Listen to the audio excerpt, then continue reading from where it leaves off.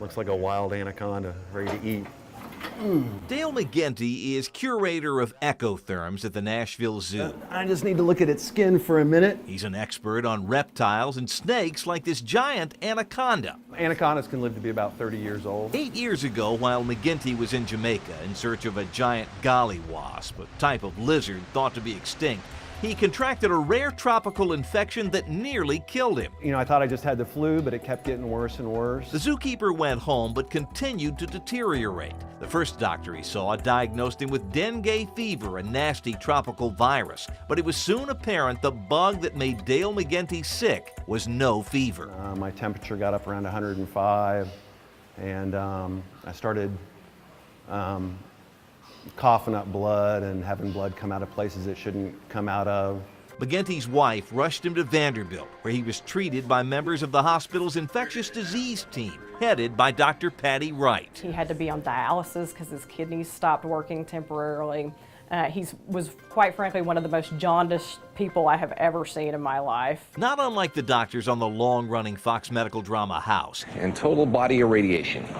Because she failed the bleeding time test? Dr. Wright's team went to work trying to identify and treat the mysterious illness that left Dale McGinty near death. We love not knowing what's going on and being able to come in and figure out that medical mystery. The answer in this case was leptospirosis, a disease caused by bacteria from rodent urine that got into McGinty's system through a cut on his foot. Dr. Wright and her team made the diagnosis just in time and prescribed a mix of antibiotics that pulled Dale McGinty back from the brink of death. I believe they're absolutely rock stars.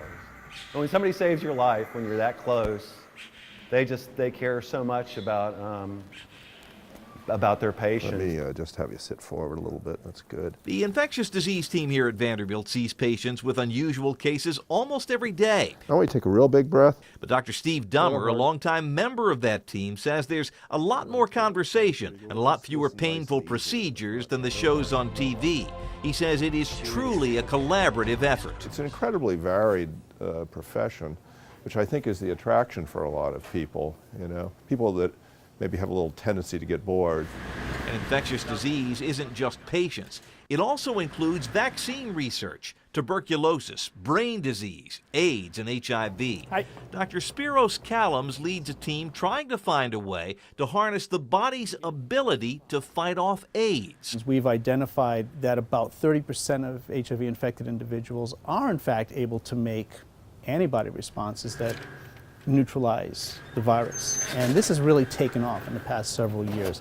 Cutting-edge science and some of the best medical minds in the country under one roof at Vanderbilt.